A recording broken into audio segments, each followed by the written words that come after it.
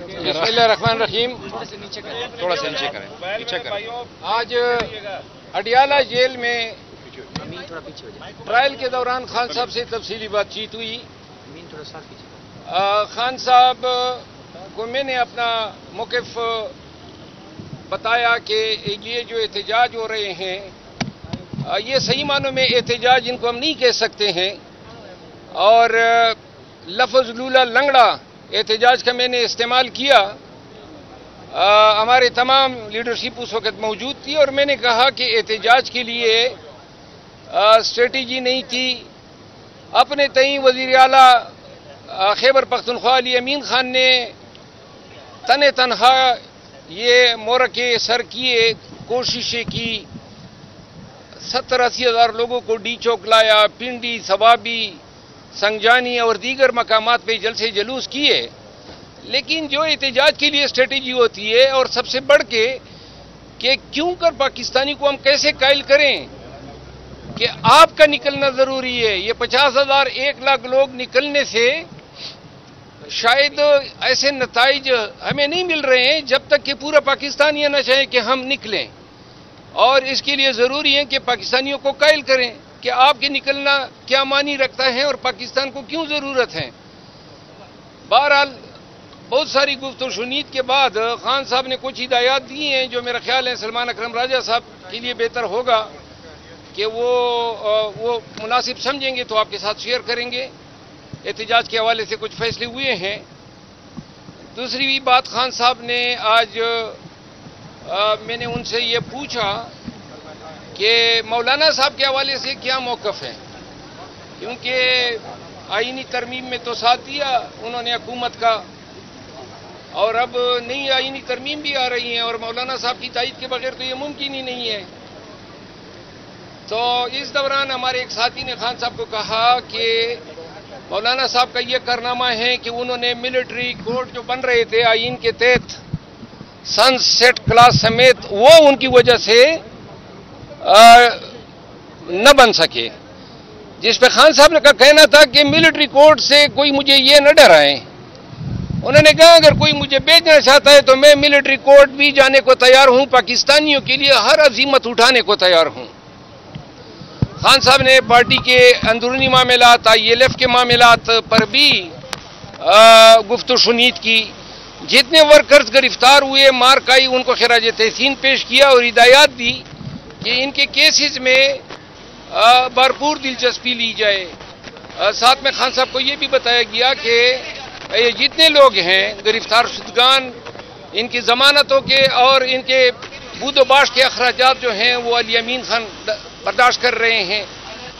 Overall जो है आज की मीटिंग जो है वो हौसला अफजा थी। खान साहब जो हैं वो एक दफ़ा फिर कह रहे थे कि एक नए एहतजाज या धरने की तैयारी करो। अब अनकरीब ही इसका फैसला पार्टी जो कमेटी एहतजाज कमेटी बनेगी वो इस हवाले से फैसले करेगी।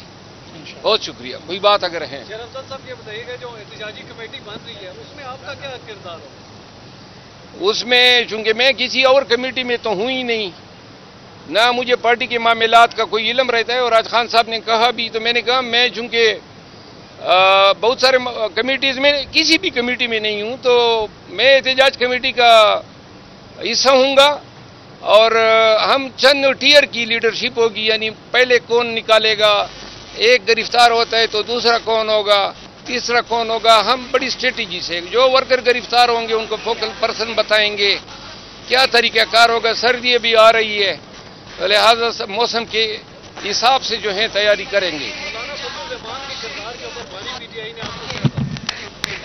बानी PTI जो है वो तो असद कैसर साहब जो मशवरा देते हैं मुझे भी उन्होंने दिया है, बाकी मेरी ज़ाती राय अलग है। बिस्मिल्लाहिर्रहमानिर्रहीम। थोड़ा सा नीचे करें। आज अडियाला जेल में ट्रायल के दौरान खान साहब से तफसीली बातचीत हुई।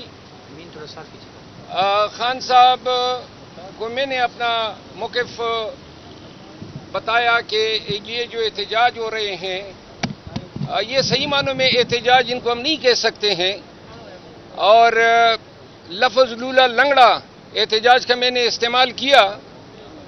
ہمارے تمام لیڈرشپ اس وقت موجود تھی اور میں نے کہا کہ احتجاج کے لیے اسٹریٹجی نہیں تھی. اپنے تئیں وزیر اعلیٰ خیبر پختونخوا علی امین خان نے تنہا یہ مورکے سر کیے، کوششیں کی، 70-80 ہزار لوگوں کو ڈی چوک لایا، پنڈی، ثوابی، سنگجانی اور دیگر مقامات پہ جلسے جلوس کیے. لیکن جو احتجاج کے لیے اسٹریٹجی ہوتی ہے اور سب سے بڑھ کے کہ کیوں کر پاکستانی کو ہم کیسے قائل کریں کہ آپ کا نکلنا ضروری ہے. یہ 50,000 1 لاکھ لوگ نکلنے سے شاید ایسے نتائج ہمیں نہیں مل رہے ہیں جب تک کہ پورا پاکستان یہ نہ چاہے کہ ہم نکلیں. اور اس کے لیے ضروری ہے کہ پاکستانیوں کو قائل کریں کہ آپ کے نکلنا کیا معنی رکھتا ہے اور پاکستان کو کیوں ضرورت ہے. بہرحال بہت ساری گفت و شنید کے بعد خان صاحب نے کچھ ہدایات دی ہیں جو میرا خیال ہے سلمان اکرم راجہ صاحب کے لیے بہتر ہوگا کہ وہ مناسب سمجھیں گے تو آپ کے ساتھ شیئر کریں گے. احتجاج کے حوالے سے کچھ فیصلے ہوئے ہیں. دوسری بھی بات خان صاحب نے آج میں نے ان سے یہ پوچھا کہ مولانا صاحب کے حوالے سے کیا موقف ہے، کیونکہ آئینی ترمیم میں تو ساتھ دیا انہوں نے حکومت کا، اور اب نئی آئینی ترمیم بھی آ رہی ہیں اور مولانا صاحب کی تائید کے بغیر تو یہ ممکن ہی نہیں ہے. تو اس دوران ہمارے ایک ساتھی نے خان صاحب کو کہا کہ مولانا صاحب کا یہ کارنامہ ہے کہ انہوں نے ملٹری کورٹ جو بن رہے تھے آئین کے تحت سن سیٹ کلاس سمیت، وہ ان کی وجہ سے نہ بن سکے. جس پہ خان صاحب کا کہنا تھا کہ ملٹری کورٹ سے کوئی مجھے یہ نہ ڈرائے. انہوں نے کہا اگر کوئی مجھے بیچنا چاہتا ہے تو میں ملٹری کورٹ بھی جانے کو تیار ہوں، پاکستانیوں کے لیے ہر عزیمت اٹھانے کو تیار ہوں. خان صاحب نے پارٹی کے اندرونی معاملات، ILF کے معاملات پر بھی گفت و شنید کی.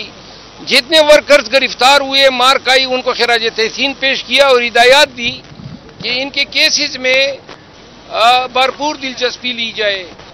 ساتھ میں خان صاحب کو یہ بھی بتایا گیا کہ یہ جتنے لوگ ہیں گرفتار شدگان، ان کی ضمانتوں کے اور ان کے بود و باش کے اخراجات جو ہیں وہ علی امین خان برداشت کر رہے ہیں.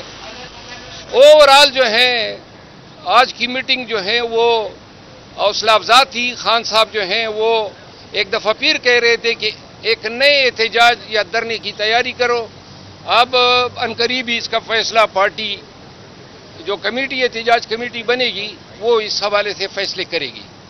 بہت شکریہ. کوئی بات اگر ہے شیر افضل صاحب یہ بتائیے گا جو احتجاجی کمیٹی بن رہی ہے اس میں آپ کا کیا کردار ہو؟ اس میں چونکہ میں کسی اور کمیٹی میں تو ہوں ہی نہیں، نہ مجھے پارٹی کے معاملات کا کوئی علم رہتا ہے. اور آج خان صاحب نے کہا بھی تو میں نے کہا میں چونکہ بہت سارے کمیٹیز میں کسی بھی کمیٹی میں نہیں ہوں تو میں احتجاج کمیٹی کا حصہ ہوں گا. اور ہم چند ٹیئر کی لیڈرشپ ہوگی، یعنی پہلے کون نکالے گا، ایک گرفتار ہوتا ہے تو دوسرا کون ہوگا، تیسرا کون ہوگا. ہم بڑی اسٹریٹجی سے جو ورکر گرفتار ہوں گے ان کو فوکل پرسن بتائیں گے، کیا طریقہ کار ہوگا. سردی بھی آ رہی ہے لہذا موسم کے حساب سے جو ہے تیاری کریں گے. بانی پی ٹی آئی جو ہیں وہ تو اسد قیصر صاحب جو مشورہ دیتے ہیں مجھے بھی انہوں نے دیا ہے، باقی میری ذاتی رائے علیحدہ ہے.